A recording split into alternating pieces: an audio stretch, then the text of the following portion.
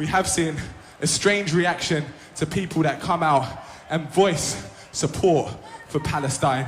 The BBC's attempt to censor the anti-genocide or pro-Palestinian trio Kneecap at the Glastonbury festival completely backfired. So in this video, I'm going to get to what they played instead, which you may find highly entertaining, as well as a few other clips of artists supporting the Palestinians in their anti-genocide stance. A very controversial stance, apparently, to be anti-genocide.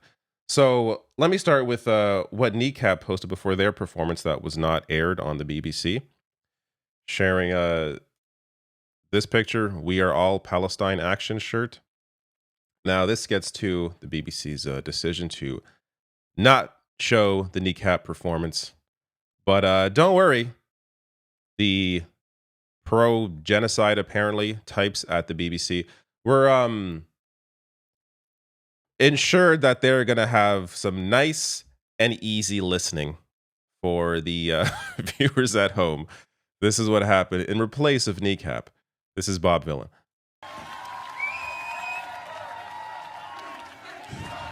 Free, free! Free, free! Free, free! Alright, but have you heard this one, though? Death, death to the IDF! Death, death to the IDF! Death, death to the IDF! Death, death to the IDF! Death, death to the IDF! Now, this is apparently very controversial. Doesn't Bob Villain know that the IDF soldiers were ordered to shoot deliberately at unarmed Gazans waiting for humanitarian aid? This from Israel-based newspaper Haaretz. IDF officers and soldiers told Haaretz they were ordered to fire at unarmed crowds near food distribution sites in Gaza, even when no threat was present. Hundreds of Palestinians have been killed, prompting the military prosecution to call for review into possible war crimes. And of course, Netanyahu is denying it. Yet it's apparently very controversial to issue that chant at a music festival. Not as controversial is the intentional killing of innocent people.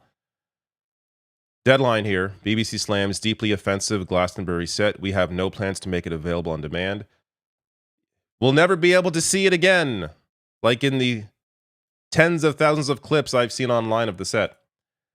This from a satirical site, Normal Island News. Breaking: the people who support genocide would like you to know that music acts at Glastonbury really crossed the line today. So this was also a good screenshot from the set. Free Palestine, UN have called it a genocide. The BBC calls it a conflict. A lot of the media is continuing to call it a conflict when that doesn't really give you a good indication of what's happening. Here is a really good clip. This is before the chants. We're seeing the UK and the US be complicit in war crimes and genocide happening over there to the Palestinian people. And I know we're on the BBC, that we're not going to say anything crazy, all right? Don't leave that for them lads. You know what I mean? But we have seen, unfortunately, we have seen a strange reaction to people that come out and voice support for Palestine, even though anybody with any kind of moral compass can surely tell that what is happening over there in Gaza is a tragedy.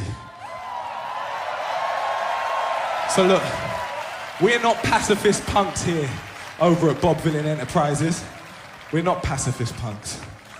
We are the violent punks, because sometimes you've got to get your message across with violence, because that is the only language that some people speak, unfortunately.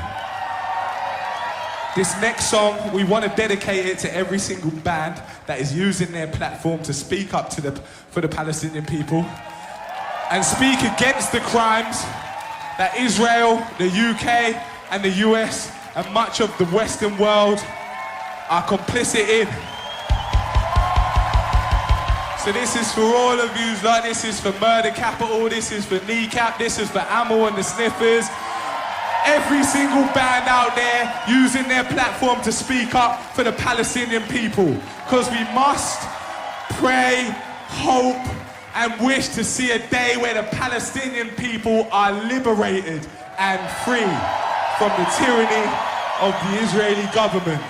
So the BBC's attempt to try and avoid any sort of controversy with the Kneecap performance completely backfired by having Bob Villain come out and just give his heart out there in support of Palestinians and what's been going on in Gaza at the hands of Israel, and the support from the UK and the US and a lot of the Western world.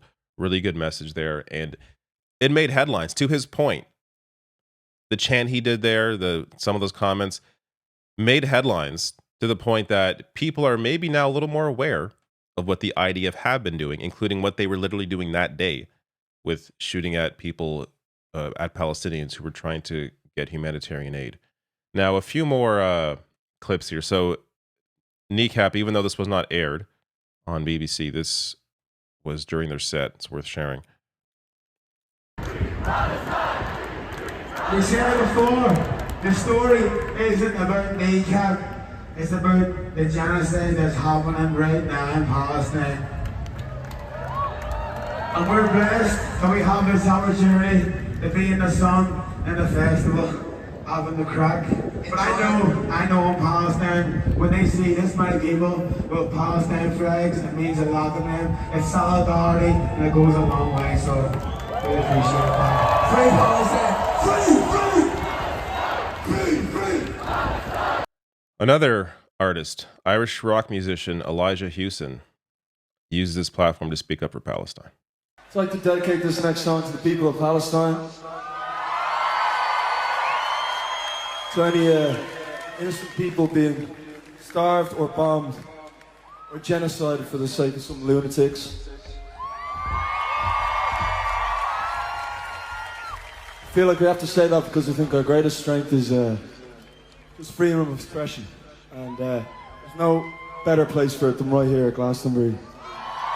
So be kind to each other and have a great time. Here's another great clip. So, Joe Guinean tweets out, "What a time to be alive. The political class have absolutely no idea how hated they are." This is chants of F. Keir Starmer being led by Kneecap. The Prime Minister of your country, not mine, saying he didn't want us to play. So fuck Keir Starmer.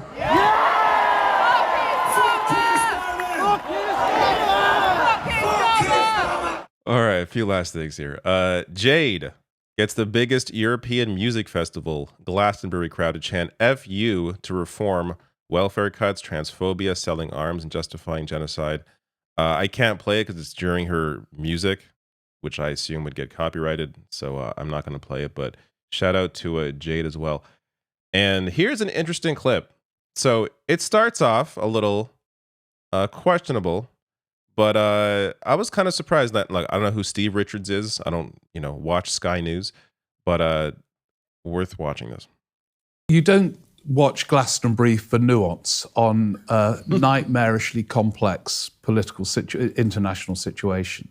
And I think what you saw from the audience, I mean, these people, these rock stars, they're not kind of political leaders. I think what you saw from an audience is there is real anger about what's going on in Gaza. I get it every day from people who don't follow politics, to my annoyance, but they are really taken aback by what's happening in Gaza, and you got that. And, Wes Streeting, of course, was very careful to say October the 7th was a horror that needs to also be addressed. Everyone has to balance with these things. I don't think what you saw at Glastonbury was thousands and thousands of people relishing in anti-Semitism. I think you just saw a kind of bunch of people expressing horror with Gaza. And I get it all the time wherever I go with friends. They say, well, why doesn't Starmer say more about it? And that's what it was. I find that really interesting, because what that tells me is that this has broken through. And you see that in polling as well, but it's hard to grasp the extent of it until you hear somebody talking about people who aren't that involved in politics, aren't that aware, but are very aware of the genocide in Gaza, and are wondering why isn't our prime minister saying more about this? Clearly there's a genocide happening. And that's why when you have musicians come out and make these sorts of statements, this also permeates. This gets through, this gets past the people that are just following politics, following the news, and gets to the general public to make them more aware of what is happening and maybe what the IDF is doing that they weren't aware of. Last thing here, this from Ash Sarkar saying, quote unquote, just following orders does not absolve anyone from carrying out a genocide. And that is in response to Jack Eckles saying there is no excuse for chanting death to the IDF. It's mandatory service. If your mandatory service involves carrying out a genocide, it's time to find a way out of it. It does not excuse you from carrying out said genocide. So good to see the reaction there from other musicians at the Glastonbury Festival, and that the BBC simply could not escape the reality of what is happening.